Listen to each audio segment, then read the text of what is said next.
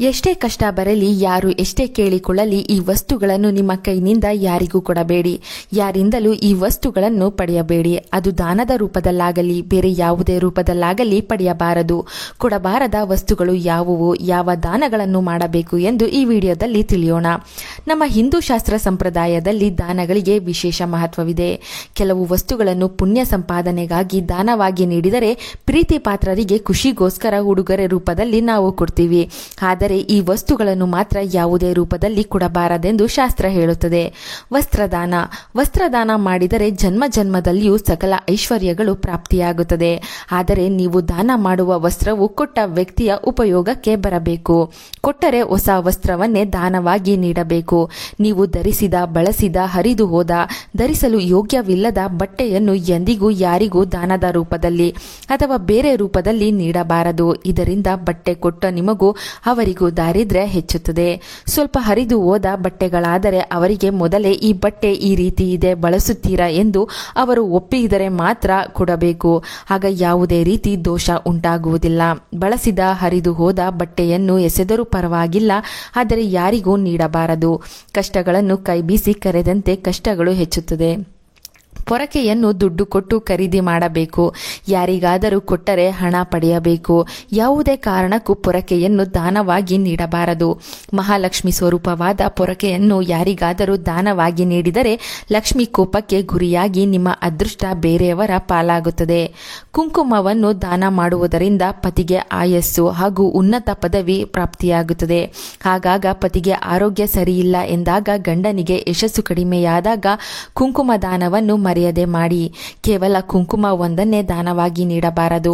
ಅರಿಶಿನ, ಕುಂಕುಮ ಹಾಗೂ ತಾಂಬೂಲವನ್ನು ದಕ್ಷಿಣ ಸಮೇತ ನೀಡಿ. ನವಧಾನ್ಯವನ್ನು ಯಾರಿಗಾದರೂ ದಾನ ಮಾಡುವುದರಿಂದ ಮೃತ್ಯು, ಅಪಘಾತ, ಅಪಾಯದಿಂದ ಪಾರಾಗಬಹುದು.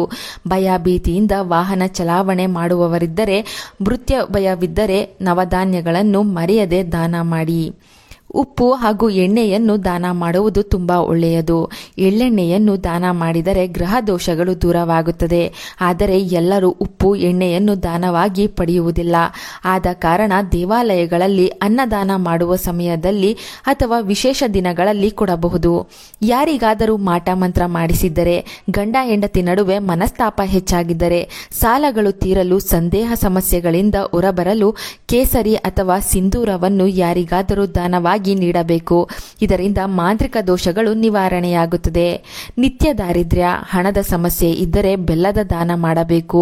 ಏಕೆಂದರೆ ಬೆಲ್ಲದಲ್ಲಿ ಬ್ರಹ್ಮದೇವರು, ಶ್ರೀ ಮಹಾಲಕ್ಷ್ಮಿ, ಶ್ರೀ ಮಹಾಗಣಪತಿ ದೇವರುಗಳ ಸಾನ್ನಿಧ್ಯ ಇರುತ್ತದೆ. ಯೋಚನೆಗಳು ದೂರವಾಗಿ ಏಳಿಗೆ ಹಾಗೂ ಅದೃಷ್ಟವನ್ನು ಇದರಿಂದ ನೀವು ನೋಡಬಹುದು.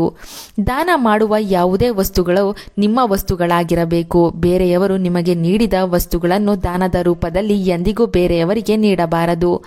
ದಾನ ಮಾಡಿದ ಮೇಲೆ ಎಂದಿಗೂ ಮಾಡಿದ ದಾನದ ಬಗ್ಗೆ ಯೋಚಿಸುವುದು, ಅಯ್ಯೋ ದಾನ ಮಾಡಿಬಿಟ್ಟೆ ಎಂದು ಕೊರಗಬಾರದು. ಪಶ್ಚಾತ್ತಾಪ ಪಡಬಾರದು. ಯಾವಾಗಲೂ ಶ್ರದ್ಧೆಯಿಂದಲೇ ದಾನ ಮಾಡಬೇಕು. ದಾನವನ್ನು ನಿಮ್ಮಿಂದ ಸ್ವೀಕರಿಸಿದ ವ್ಯಕ್ತಿಗೆ ನಿಂದನೆ ಮಾಡಿ ಧಿಕ್ಕಾರ ಹಾಕಿ ನೀಡಿದ ದಾನ ಪೈಶಾಚಿಕ ದಾನ ಎನಿಸಿಕೊಳ್ಳುತ್ತದೆ. ಮಾಡಿದ ದಾನದ ಫಲ ಎಂದಿಗೂ ಪ್ರಾಪ್ತಿಯಾಗುವುದಿಲ್ಲ. ಯಾರಾದರೂ ಐಸಿಯುನಲ್ಲಿ ಅಥವಾ ಅತ್ಯಂತ ಅನಾರೋಗ್ಯ ಕಾರಣಗಳಿಂದ ಆಸ್ಪತ್ರೆಯಲ್ಲಿ ನರಳುತ್ತಿದ್ದರೆ ಅವರ ಹೆಸರಿನಲ್ಲಿ ಅವರ ಕೈ ಮುಟ್ಟಿಸಿ ಹರಳೆಣ್ಣೆಯನ್ನು ದಾನ ಮಾಡುವುದರಿಂದ ಆ ಪೀಡಿತ ವ್ಯಕ್ತಿಯು ದಾನ ಮಾಡಿದ 2-3 ಗಂಟೆಗಳಲ್ಲಿ ಚೇತರಿಸಿಕೊಳ್ಳುತ್ತಾರೆ. ಈ ದಾನಕ್ಕೆ ವಿಶೇಷ ಶಕ್ತಿ ಇದೆ. ದುಡಿದ ಹಣ ಕೈನಲ್ಲಿ ನಿಲ್ಲುವುದಿಲ್ಲ. ಹಣ ನೀರಿನಂತೆ ಹೆಚ್ಚಾಗಿ ಖರ್ಚಾಗುತ್ತಿದೆಯೋ ಅವರು ವೀಳೆದೆಲೆಯನ್ನು ದಕ್ಷಿಣ ಸಮೇತ ಆಗಾಗ ದಾನವಾಗಿ ನೀಡುತ್ತಾ ಬಂದರೆ ಹಣದ ಸಮಸ್ಯೆ ದೂರವಾಗಿ ಹಣ ಕೈನಲ್ಲಿ ನಿಲ್ಲುತ್ತೆ. ಕೂಷ್ಮಾಂಡ ದಾನ ಅಂದರೆ ಕುಂಬಳಕಾಯಿ ದಾನವಾಗಿ ನೀಡಿದರೆ, ಯಾರಾದರೂ ಮಾಟ ಮಂತ್ರ, ಬಾನಮತಿ ಪ್ರಯೋಗ ನಡೆಸಿದ್ದರೆ ಕಳೆದು ಹೋಗುತ್ತದೆ.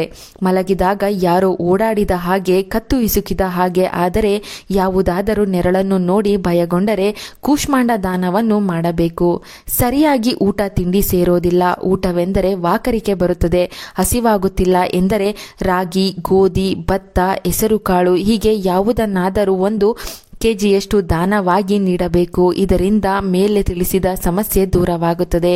ಹೆಂಗಸರ ತಿಂಗಳ ಸಮಸ್ಯೆಗಳು ಇದ್ದರೆ ತೊಗರಿಬೇಳೆಯನ್ನು ದಾನವಾಗಿ ನೀಡಬೇಕು. ತೊಗರಿಬೇಳೆ ದಾನದಿಂದ ವಂಶಗಳ ಜೊತೆಗೆ ಬಂದ ಕುಜದೋಷ, ಸಾಮಾನ್ಯ ಕುಜದೋಷಗಳೆಲ್ಲವೂ ದೂರವಾಗುತ್ತದೆ. ರಕ್ತದೊತ್ತಡ, ಬಿಪಿ, ವಿವಾಹ ದೋಷಗಳು ಕೂಡ ಇದರಿಂದ ದೂರವಾಗುತ್ತದೆ. ತಿನ್ನಲು ಯೋಗ್ಯವಿಲ್ಲದ ಆಹಾರ ಪದಾರ್ಥಗಳನ್ನು ಯಾರಿಗೂ ನಿಮ್ಮ ಕೈನಿಂದ ನೀಡಬಾರದು. ಒಬ್ಬರಿಗೆ ತಿನ್ನಲು ಏನಾದರೂ ದಾನದ ರೂಪದಲ್ಲಿ ನೀಡುತ್ತಿದ್ದೇವೆ ಎಂದರೆ ಅದು ತಿನ್ನಲು ಯೋಗ್ಯವಾದ ಪದಾರ್ಥವಾಗಿರಬೇಕು. ಹಳಸಿ ಹೋದ ಅನ್ನ, ಕೆಟ್ಟು ಹೋದ ಆಹಾರವನ್ನು ಎಂದಿಗೂ ದಾನ ಮಾಡಬಾರದು. ಕಬ್ಬಿಣದ ವಸ್ತುಗಳು, ಗಾಜಿನ ವಸ್ತುಗಳು, ಪಿಂಗಾಣಿ ಸಂಬಂಧಿಸಿದ ವಸ್ತುಗಳು ದಾನವಾಗಿ ನೀಡುವ ಶುಭ ಫಲಗಳನ್ನು ನೀಡುವುದಿಲ್ಲ ಎಂದು ಶಾಸ್ತ್ರ ಹೇಳುತ್ತದೆ. ಚೂಪಾದ ವಸ್ತುಗಳನ್ನು, ಗಡಿಯಾರ ಅಥವಾ ಕೈ ಗಡಿಯಾರವನ್ನು, ಸುಗಂಧ ದ್ರವ್ಯಗಳನ್ನು ದಾನದ ರೂಪದಲ್ಲಿ ಅಥವಾ ಉಡುಗೊರೆ ರೂಪದಲ್ಲಿ ಎಂದಿಗೂ ನೀಡಬಾರದು ಎಂದು ಹೇಳಲಾಗುತ್ತದೆ. ಇದರಿಂದ ನಿಮ್ಮ ಒಳ್ಳೆಯ ಸಮಯ, ಅದೃಷ್ಟ ದಾನ ಪಡೆದವರ ಪಾಲಾಗುತ್ತದೆ ಎಂಬ ನಂಬಿಕೆ ಇದೆ. ಕನ್ನಡಿಗೆ ಸಂಸ್ಕೃತದಲ್ಲಿ ದರ್ಪಣ ಎನ್ನುತ್ತಾರೆ. ಇದನ್ನು ಯಾರು ಪ್ರತಿದಿನ ನೋಡುತ್ತಾರೋ ಅವರಿಗೆ ಅಪಮೃತ್ಯು ಬರುವುದಿಲ್ಲ. ಕನ್ನಡಿ ದಾನ ಮಾಡುವುದರಿಂದ ಚರ್ಮ ವ್ಯಾಧಿ ಬರುವುದಿಲ್ಲ. ದೇವರಿಗೆ ದೇವಾಲಯಗಳಲ್ಲಿ ದರ್ಪಣ ಸೇವೆ ಮಾಡಿಸಿದರೆ ನಿಮ್ಮ ಸಮಸ್ತ ಪಾಪಗಳು ನಿವಾರಣೆಯಾಗುತ್ತದೆ. ದೇವಾಲಯಗಳಿಗೆ ಕನ್ನಡಿಯನ್ನು ನೀಡಬಹುದು. ಮಾಹಿತಿ ಇಷ್ಟವಾದರೆ ತಪ್ಪದೇ ಒಂದು ಲೈಕ್ ಕೊಟ್ಟು ಚಂದನ ಲೋಕ ಯೂಟ್ಯೂಬ್ ಚಾನಲ್ ಹಾಗೂ ಫೇಸ್ಬುಕ್ ಪೇಜನ್ನು ಫಾಲೋ ಮಾಡಿ. Thank you.